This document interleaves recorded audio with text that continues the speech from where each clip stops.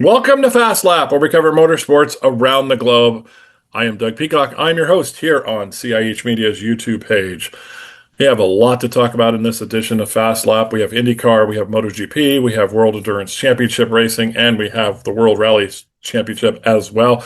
But let's get right into it. IndyCar at the Indy Grand Prix.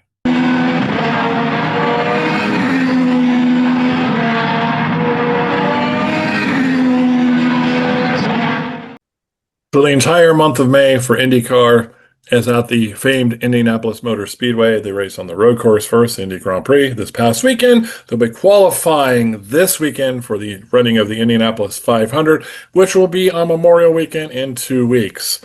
Let's take a look at this amazing facility, Speedway, Indiana, just outside of Indianapolis, Indiana. Road course built in the middle, originally was built for the United States Grand Prix, the Formula One race in 2000, which they held until about 2007. And then, well, we'll talk about that some other time.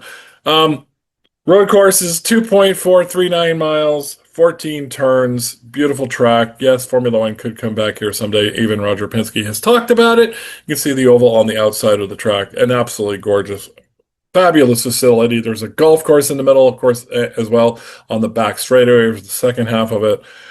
Wow. This guy on pole again. Yep, Alex Palou. Don't know what we're going to do about him. But let's take a look at the rest of the starting grid here. Palou on pole, as I just said. Then you got Pato O'Ward, who also on the front row there. Felix Rosenqvist, qualifying really well this year for Meyer Shank Racing. Christian Lundgaard, second fastest of the Arrow McLaren cars, behind his teammate Pato O'Ward. David Malukas, again, the fastest qualifying Penske car. And Louis Foster, heading the Rahal Letterman Lanigan banner this weekend. But right behind him is his team leader, Graham Rahal. Then Scott Dixon, the second of the Chip Ganassi cars. Kyle Kirkwood, fastest of the Andretti Global cars.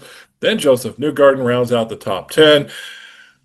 You go all the way down, Scott McLaughlin is 17th of the third fastest driver of the Penske drivers, and just not having a very good season. He had that big crash at Barber, but what's going on with Scott McLaughlin?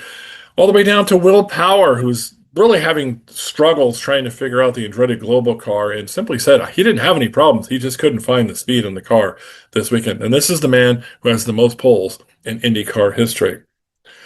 Breaking news, the push to pass button will be used on all road courses and street courses all the time. You used to have to wait like on the start and the restarts for a lap before you could use it. They had that problem at Long Beach that it activated on during one of the restarts, and some of the drivers did it. Hey, they're always pushing that button anyways because that's kind of a habit. Some of them used it, most of them didn't. They didn't penalize the drivers that use it, so IndyCar just simply decided we're just going to let it be used right from the get-go on restarts on road courses. So, hey, and of course it was available this weekend. All right, let's take a look at some of the highlights from the Socio Grand Prix of Indy on the road course. And unique challenge, one that Alex Palou has mastered and knows only too well as he leads the field around the final turn, back onto the banking and down that famous straight over the yard of bricks. They will wait for the green before slamming the throttle and getting this race underway. We do have green, and Palou leads away. Contact at the rear.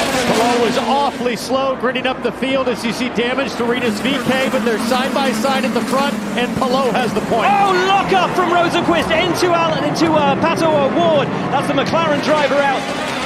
And the MSR driver out, Scott Dixon's in there, so too. Caio Collet, the rookie, who had such a great qualifying. Looks like that one was on Rosenqvist, just getting in hot. You see the two cars locked together. The safety car will be coming out. It's not out yet. Racing still happening down into turn 7.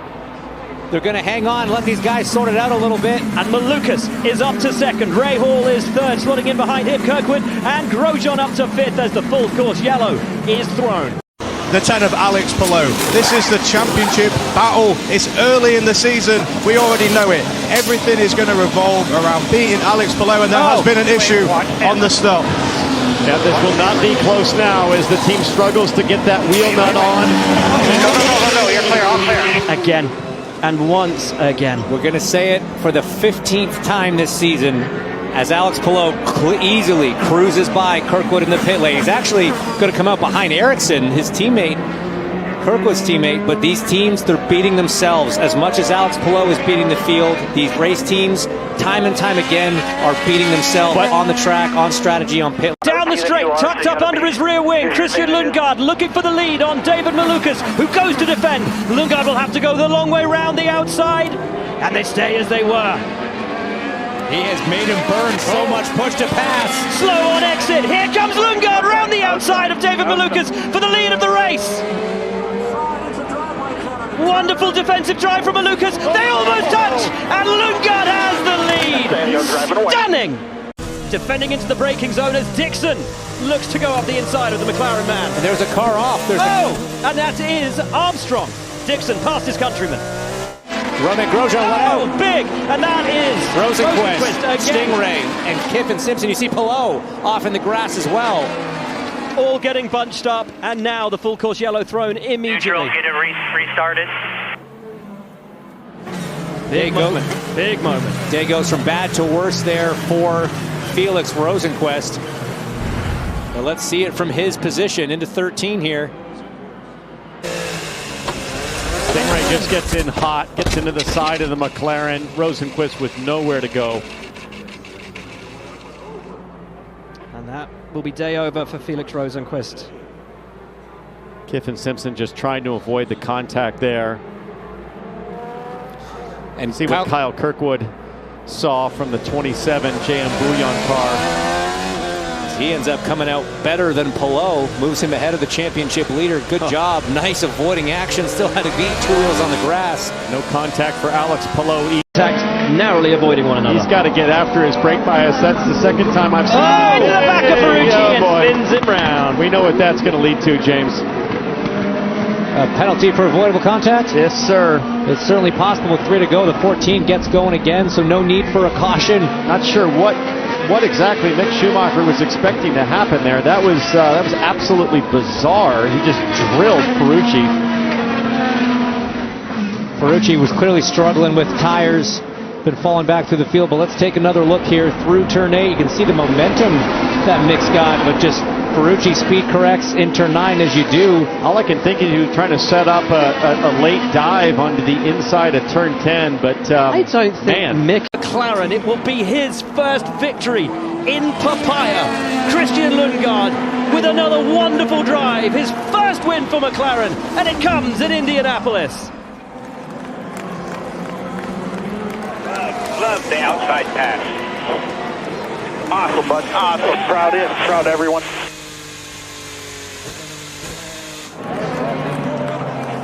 David Malukas' time. Thanks, guys. Malukas' time will come. A wonderful drive. Let's go. Not to be for David Malukas. Graham Rahal comes home third. Palou and Dixon somehow 5th and 6th. Astonishing from them. But Christian Lundgaard is your winner. Excellent heady drive by Christian Lundgaard. Arrow McLaren grabs the first win for Arrow McLaren this year. And by the way, Christian Lundgaard's first win for Arrow McLaren since switching over to there. So, yeah, absolutely fantastic win for him. Tracked down David Malukas there at the end and managed to steal away Malukas, who still has yet to win his first IndyCar race. So, maybe the 500, David, but a good finish for him in second. So Lundgaard, our winner, David Malukas in a second, and Graham Rahal again on the podium. Rahal, Letterman, Lanigan, late racing, showing up well here. No Ganassi car on the podium. Can you believe that? We'll talk more about that in a second. Great job, Graham Rahal. Joseph Newgarden there in 4th. Then Alex Palou in the Chip Ganassi car there in 5th, followed by his teammate Dixon. Then Louis Foster, 2nd. Rahal, Letterman, Lanigan in the top 10. Dennis Hager.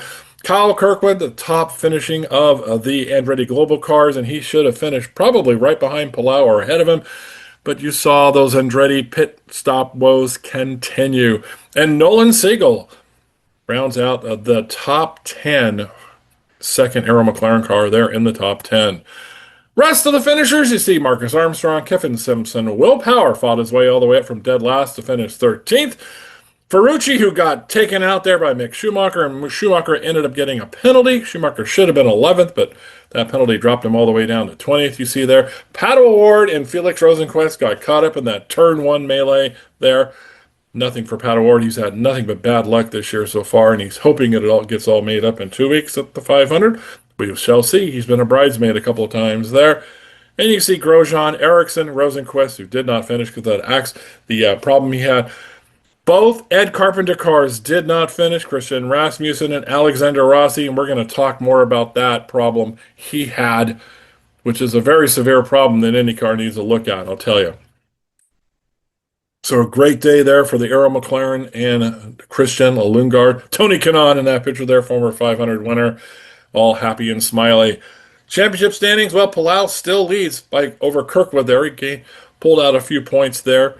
Kirkwood finishing so behind him, but Malukas hanging right there, and now Lundgaard moves up. Newgarden right there in the middle of the fight. Scott Dixon, the legend, can't count him out. Pato O'Ward, even though he's having a terrible season, 7th in the championship.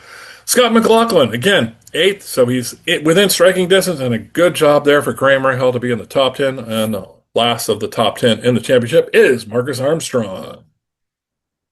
David Letterman, of course, the Letterman and the Rahal Letterman Lanigan Racing team there on hand. He's, of course, Hoosier native here at the track. Got to share the podium celebrations there with Graham Rahal, and they're really looking forward to a great month of May, maybe topping off with a win in a couple of weeks. We'll find out.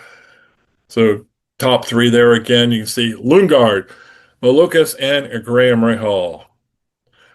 And you see our winners here, Palau, with his 3 wins. You've got Newgarden and Kirkwood, and now Lundgaard joins that. And like I said, we'll be going to Indianapolis in just 2 weeks' time. Pole weekend, I should say, because it's going to be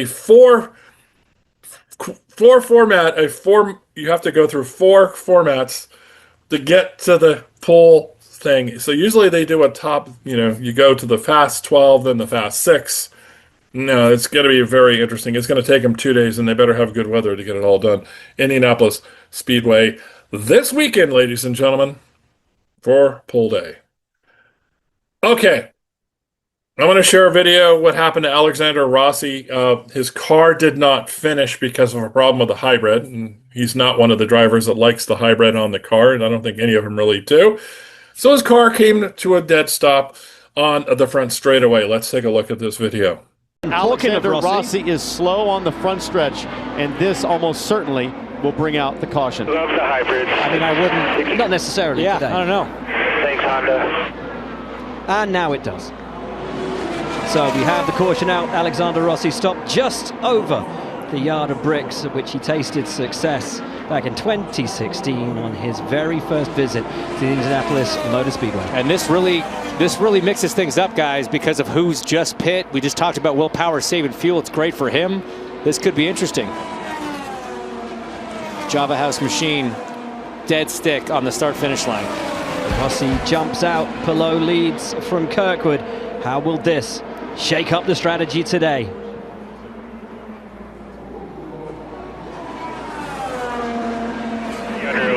Oh, it's not a full caution. It's just a local yellow. That cannot be accurate. It's just a local yellow according it's to the local screen. because of the flag station is the local flag station on the front straightaway. Still have debris on the racetrack. We have a race car stalled on the This is IndyCar track. trying to leave the pits open long enough for everyone to get through on a pit cycle. I got to say, you got a driver exiting the race car at the fastest point. Cannot disagree with this This is enough. shocking. This is dangerous. He wants to get out of the race car. And It's he hot. is. It's not a hot racetrack. He doesn't care anymore. And He now doesn't they care close anymore. the pits, He's and now they furious. do. He's don't furious. understand this, and rightfully so. Rightfully so. He's questioning what's going on. And Alexander, I don't think your fury is with Aaron Likens, the flag up in the stand. A myriad. Who could blame Alexander Rossi for wanting to get out of his race car with him going 180 miles an hour past? We'll sort it out when we come back. Rossi out of the car and safely back to his pit box. First, originally tell me what happened, and then also the decision to get out of your car on the front stretch. Well, it's pretty annoying to have failures on the car because of a product that we didn't ask for that doesn't improve the racing. So that's frustrating. Second of all, the fact that it took that long to throw a full course yellow when a car's on the front straight and people are going by at 170 miles an hour also seems insane when they don't let us drive in the wet yesterday. So I don't really know where the priorities lie. So pretty frustrated. So, absolutely puzzling piece of video. When a car comes to a dead stop on the front straight at Indianapolis, and yes, when they do the road course, they're going the opposite way, but it's still the front straight of Indianapolis. You're trapped between two concrete walls. Yes, one of them you can hop over into the pit lane, as Alexander Rossi did. The other one has a catch fencing on it. You throw a full course yellow. At no time has that ever happened where they haven't thrown a full course yellow. They didn't. What are they thinking? Alexander Rossi was absolutely fit to be tied. I can't wait to hear his and James Hinchcliffe's podcast this week, which is called Off Track with Hinch and Rossi. Available wherever you get your podcast. But yeah, I can't wait.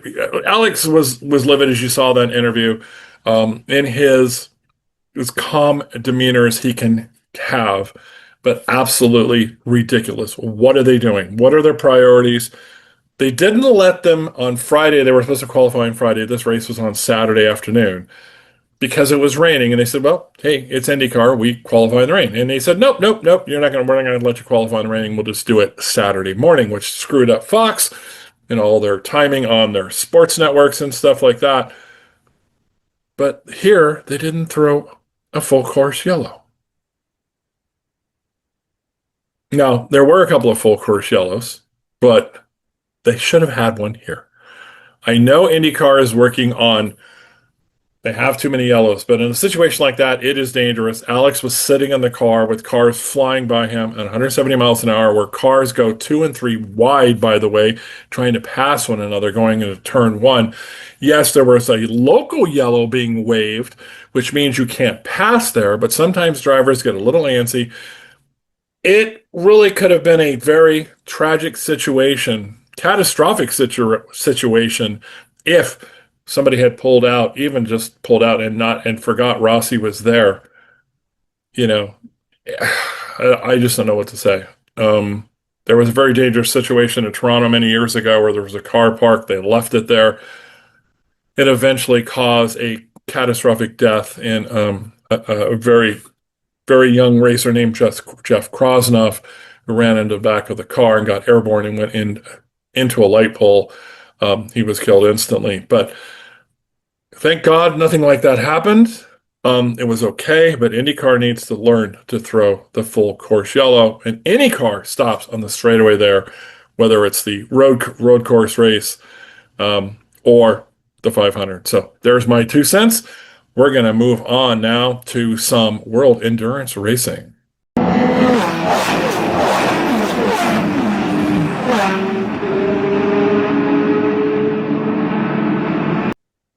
All right, we're in Belgium for the 6 hours of Spa-Francorchamps, one of the greatest courses on planet Earth. And what can I say? The World Endurance Championship competing in their round 2 of their championship here in 2026.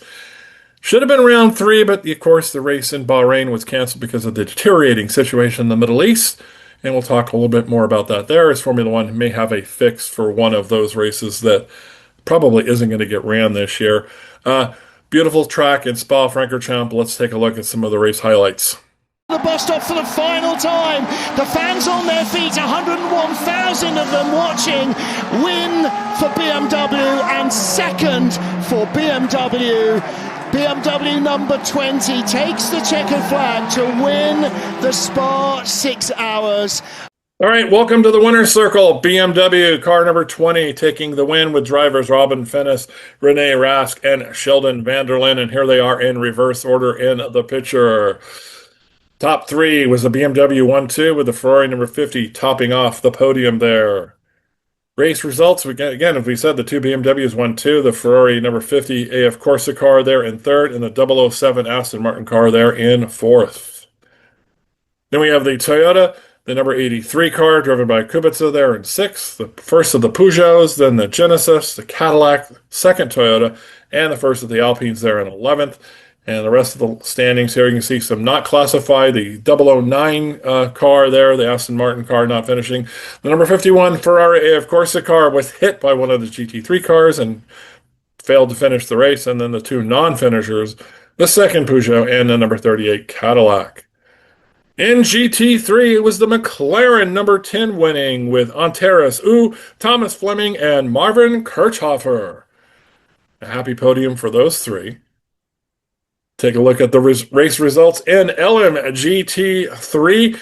Again, we said in the number 10 McLaren. Second was the number 27 Aston Martin, the number 92 Manthey Porsche, and the number 21 AF Corsa Vista Ferrari.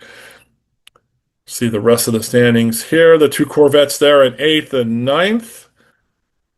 The Ford car there, first of the Ford cars there, finished in 12th. Second in 16th, and non-classified was the Iron Lynx Mercedes, and the the Lexus car, number 78, the one that hit the Ferrari. So happy podium there in Hypercar. See Rolly, the Michelin guy out there, having a blast on the podium. Overall wins here, Toyota with 50 in World Endurance Championship. This is since 2012, so it doesn't count Le Mans total history because Porsche has a lot more wins. But this is wins since 2012, sort of the remake of the World Endurance Championship when they came up with the first hypercar issues. Hypercar classifications, I should say. All right, and BMW now has their first win in the modern era. Happy podium there for the GT3 guys. Congratulations to them. And they take a look at the standings. This is by car. So this would sort of be what driver standings are, but this is car standings there. There's the number 20 BMW on top over the Toyota number 8 Toyota, and then you have the number 7 Toyota, and then the second BMW. So where are the Ferraris? They've been dominating the last couple of years, and the Porsches. Porsche's not there this year. That explains that. Oh, there's the Ferraris. There they are in 5th and 6th, the number 50 and the 51. Aston Martin doing pretty good there in 7th. Alpine, their last season, they're the number 35. And then you have the number 83 Ferrari, which also has had some issues this year, but has done well in the past. The Peugeot and the Genesis car. And you look at the manufacturer standings here, we have the top three. BMW having a good race there with Toyota and Ferrari back a bit. But again, this is only after 2 races there in 3rd. Then Aston Martin, Alpine, Peugeot, Cadillac, and Genesis. The GT3 standings, again, these are the car standings, or what would be the Drivers' Championship. The number 92 Manthey Porsche ahead of the number 10 McLaren that just won. And then we have the BMW car, number 69 there in 3rd, only a point behind the McLaren. And the Cadillac car there at number 33 with 22 points. Ford there, you can see in 13th, doing okay. All the way down to the rest of, and then the second Ford car there in 11th with 4 points. A great day for the BMW. Beautifully, always have colorful paint jobs on the BMWs in World Endurance Championship. Their next race will be the 24 Hours Le Mans in June, and we will have that complete coverage here on Fast Lap. One bit of news to talk about. Last episode, we talked about McLaren's entrance into next year, but who the drivers will be? Well, guess what? Lawrence Vanthoor is going to join the McLaren hypercar team for next year. He has been driving for Porsche. This year, he's driving with the Penske Porsches, but he is going to go to McLaren next year. So that's the one bit of news for hypercar we have. All right, we're going to come right back with some MotoGP.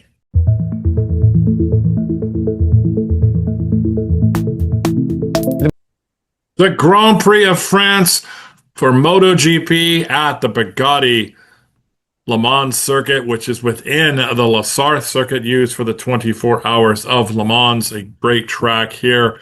Let's take a look. We're just going to go right into it. The sprint winner was Jorge Martin. And for Jorge Martin, it is the 3rd time in a row he has won the sprint race here in France. You can see there the top 3 of the sprint race there. And you can see Francisco Bonelli there in 2nd, and Marco Bezzecchi, the man who was dominating the beginning of the season, here in 3rd. Then you see Acosta, Quintaro, Mir, Agura, Alex Marquez, and Diego Mondero. Now, as we said, the Le Mans sprint track hat trick, Jorge Martin has won the sprint race here the last 3 years. Pretty amazing. All right. Something happened to Marc Marquez in the sprint race. Let's take a look at some footage.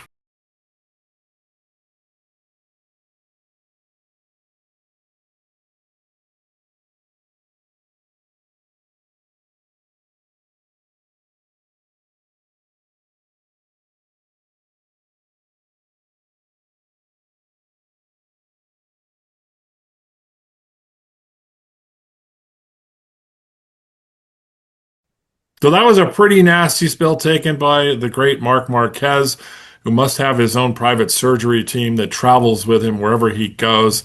Not the first time he's been injured. He's going to miss the next 2 MotoGPs because of this, for the fractured right foot. Of course, when they have to put those feet down, can't have a fractured right foot, even though you got that steel-toed boot on. But he's also going to get his shoulder redone. That some of the screws got bent from some of the falls he's taken recently. So he's going to be out for a couple of races. But Marc Marquez, wow, what a tough guy that he is. Let's take a look at the starting grid for the big race, minus Marc Marquez. Benelli there got the pole position there. Bezzecchi right there in second, and Gian Antonio there in third. Then Acosta, Quintaro, good job there for the Yamaha rider. Then Mir, Jorge Martin right there in seventh spot. Then you've got Agura, Alex Marquez, of course, Marc's younger brother, Zarco, Rins, and Fernandez. And you can see the rest of the grid there all the way down to Jonas Folger there in 21st spot. Of course, we are missing Marc Marquez from the grid. Found this little stat on the tires, and something I didn't know, that they actually do use different compounds of tires on the front and the rear. Now, a couple of drivers had the same, but you can see they have softer or mediums on different slicks. So I'm kind of learning a little bit more about MotoGP in the modern era here, so I found this stat kind of crazy. All right, let's take a look at some of the highlights from the big event, the French Grand Prix MotoGP at the Bugatti circuit.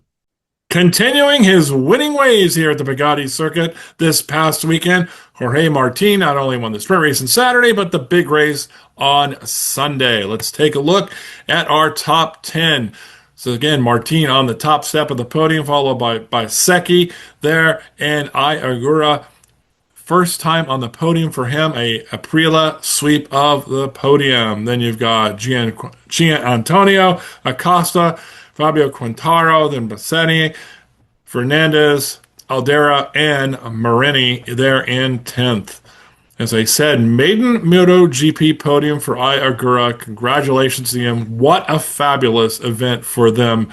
And tell you, he drove a great race to get up there to the podium. You saw some of the highlights. Rider of the race, of course, Jorge Martin fought his way to get up to the top step of the podium. So congratulations to him. Translates into the World Championship because he's only 1 point behind Marco Bezzecchi now.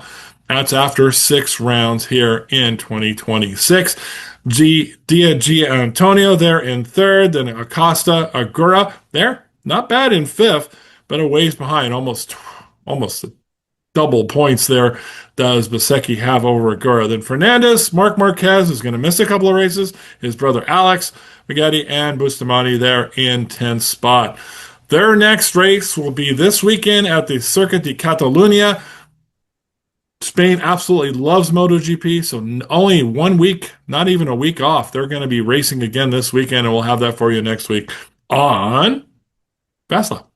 We'll be right back with some World Rally.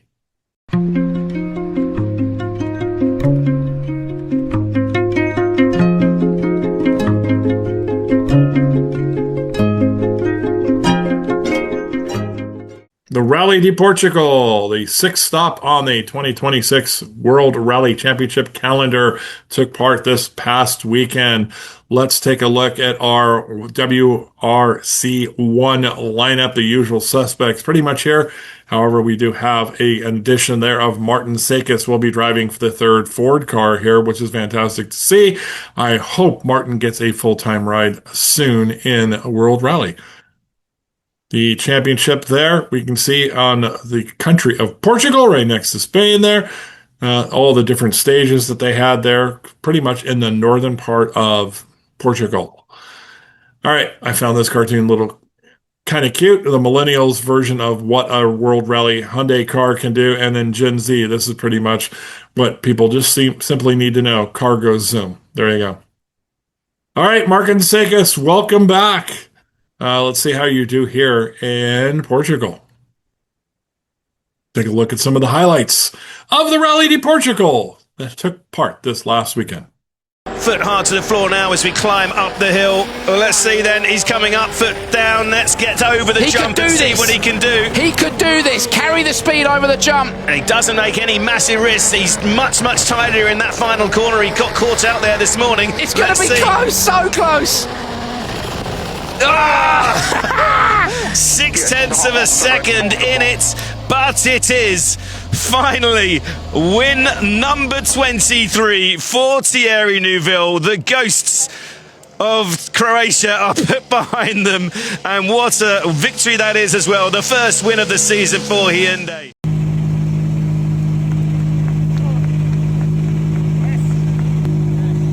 Thierry, congratulations, finally. It's been 8 years since you did it last. Win number 23. Congratulations, winner of Rally Portugal 2026. Yeah, thank you very much. It's a very special one. This one after what happened in Croatia and the struggle we have since a while. This one comes very well, not only for me and Martin, but for the whole team, the people who surround us the whole year and fight hard. Obviously I let them down in Croatia, but we fight back here, we never give up, and that paid this weekend. WRC1 and overall winners, Thierry Neuville and Martin Whitegu for Hyundai, a non-Toyota winner. Hey. Congratulations, you guys. Can't wait till World Rally gets their new specs up for next year, and we get some more manufacturers coming in. Hopefully Lancia and Ford will come back with a factory effort. Maybe Volkswagen. We'll see. Subaru? Yes, please. All right, Oliver Solberg managed to find another way not to win. He got a puncture late, and it cost him to win. He ended up finishing second behind Neuville's Hyundai. World Rally 2 champions for this race, round 6, went to Teemu Suninen and Jani Husi, who was the first woman in over a decade to get a victory in World Rally. Congratulations to her. She is a very good co-driver, and we can't wait to see her up in the big time in World Rally 1 soon. Maybe next year. Maybe the manufacturers will come in. Maybe Toyota will bring her up. See? So congratulations to you guys in World Rally 2. A fantastic victory. Here are the overall top 10 standings there. You can see Neuville and Whitegu. Solberg and Edmondson, a flat tire cost them 16 seconds. Yeah. Could have been a lot more. Oh, Elvin Evans, Scott Martin there in third. So Toyota with a second and third. Then you got Formo, the next of the Hyundai cars. Then Kasuda. Then Ogier. Ogier was doing well in the middle of the rally. Did really well in the super rainy part of the rally, but still finished way back. Then Pahara, Sordo. Martin Sakis did well. Was the top of the Ford cars there. So I hope that gets him some looks to come back in. Next year was one of the would get a full-time ride in World Rally 1, and then Suninen and Husi in World Rally 2 there in a 10th spot. Here are the same thing, but a new graphic that I found, so take a look at that. I'll probably be using these from now on. That kind of looks cool. And overall points, you can see the point, I shouldn't say overall points for this race, so Neuville walked away with 30 points. He was the top finisher in the Wolf Power stage. The Super Stage, however, was won by Oliver Solberg. The overall championship, Elvin Evans still leading over his teammates Kasuda and Solberg. Then you see Adrian Formo, top of the Hyundai-powered cars, and Pahara there in fifth. Ogier, who did not do a couple of rallies because he only chooses to do 10 of the 14, not in the top 5. Will he be able to make it back to get that elusive 10th championship? We'll find out. He always comes strong at the end of the season. And manufacturers, Toyota with a just under 100-point lead there over Hyundai. Toyota 2 there in third place, and the M Sport cars way back in with only 71 points. Happy podium there for Thierry Neuville and his co-driver, and you can see the two Toyota guys there, Solberg and Evans there on the podium. And very happy podium in World Rally 2. Congratulations to all you guys. Portugal Rally. Next up is the Rally of Japan, which will be happening later this month. Always a fun track, and Toyota will be trying hard to win that one. That is their home race. All right, we're going to be back with some news about Formula One.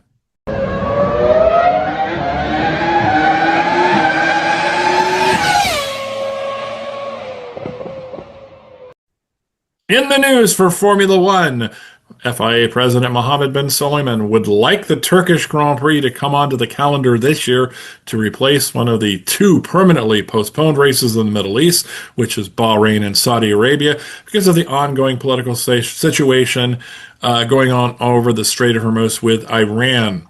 It would come onto the calendar to be race number 23 of the calendar. Currently, we only have 22. My question is, yes, okay, we'll do that, but what's going to happen with the Grand Prix of Qatar and Abu Dhabi that are at the end of this year's calendar? If this political situation continues on till then, and right now there is no sign that it won't be going on then, what are we going to do then? Are we going to suddenly just say, oh, well, screw it, we're going to race there? Or are we going to pull those off the calendar as well? Big questions for Formula One. Turkey is slated to be on next year's calendar in 2027. Great track, nice to see it returning. Bin Sulayem would like to get it back on for this year to at least help make up the space.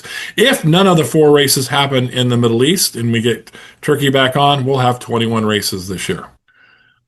All right, and some other news here. Looks like Mercedes and GM have just said that, yes, they would like to see a engine formula back to, or a power unit formula back to a V8 in Formula One. Interesting. GM coming in, perhaps, with Cadillac, because their engine, they are supposed to be making their engine by then. Notice Honda is not on that list. But Honda can't make the engine they're making right now for Aston Martin. You would think they would want to change their power unit back to a normally aspirated engine because they actually built halfway decent normally aspirated engines back in the day. We'll keep our eyes on this. We hope, again, 2030, 2031, Formula One will be back to a normally combusted engine, perhaps turbocharged Formula. Nice, beautiful, loud sounds, and none of the battery junk. Because if you want battery junk, go to Formula E. All right, just thought this would be a cute little photo to share with you. As you can see, comparison between the bottom of last year's cars and this year's car. Thank you, Pierre Gasly, for going upside down at Miami to give us a good view of the 2026 cars there. You can see all the little Venturi tunnels are gone and a nice flat bottom there. All right. Apple TV is not going to Europe because Sky TV has renewed the partnership. Lucky them. I still have the F1 app. I will have it until June when my subscription was due to be renewed. It will not be renewed, and I will be forced to go get Apple TV here in the United States. All the people that have been talking and praising how great the Apple app is, every one of them used to watch it on ESPN. They are praising everything I'm already getting, which is all the stats. I can choose between the national, international feed with David Croft, Martin Brundle, or the F1 Live feed with Alex Jakes, Julian Palmer, and David Coulthard, which I prefer anyways. And they're saying, oh, this is great, I get to do all this. Well, yeah, you couldn't with ESPN, but you can with the F1 app. I don't want to change. I don't want to have to get Apple. Why? Just why? I hope this deal... As an F1 fan, everything I've had to put up with the last billion years is ridiculous. I've been so happy, the happiest I've ever been watching F1 coverage since I've got the F1 app. And now it's coming to an end in a month. Help me. All right, as we said, the calendar for next year, a few changes. I think we already looked at this once, but let's bring it up again because Turkey may be back on this year. You can see Turkey in the second half of the season, slated to be around number 16 in September, right after Monza. And then Portugal also coming on the calendar, Estoril there. Another question for me is if we somehow manage, has been talked about, to squeeze Bahrain and Saudi Arabia at the end of the calendar, because there have been talks and rumors about extending the F1 calendar to basically New Year's to squeeze those two races in. Then we're going to turn around and go right back there in less than like just a month and a half, 2 months. because they've stuck Bahrain and Saudi Arabia at the beginning of the calendar for next year and not Australia. Here's some opinion. Australia, this needs to be the permanent start of every F1 season. Come on. We don't want to start it in Bahrain and Saudi Arabia. People hate going there. All right. That's just my opinion. And once again, F1 is looking to abandon the 50-50 split for next year. That's not really news. But yeah, some of the drivers simply want to see it gone totally. Obviously, we've talked about Max Verstappen. He says 50-45 is 50-60-40 is not enough. It may be more like 75 or 80, or simply just go back to a combustible engine. I agree with you, Max. They're drivers. They want to race a power unit that they're flat on the accelerator the whole way down. They don't want to have to let off the accelerator to recharge anything. This is also a concern going on in IndyCar too. You saw Alexander Rossi earlier talk about the power, his hybrid unit failing in the car. That's something they don't need. It doesn't make the show any better, so why have it? Stop trying to virtual signal manufacturers in racing. Again, you use renewable fuel. What IndyCar does, Formula One does now as well. So it is renewable fuel. You're not using, same old fossil fuels that they've been using. You're already helping the environment by doing that. Let's have racing be first and not your virtual signaling being first. Again, if you want electric cars, you have a great racing series called Formula E, and those guys can have their foot down all the way because they're not recharging anything. All right, that's it for this edition of Fast Lap. Coming up next week, we will talk about qualifying at the Indianapolis 500 and MotoGP in Spain, along with anything else that happens. Once again, my name is Doug Peacock, and thank you for watching Fast Lap.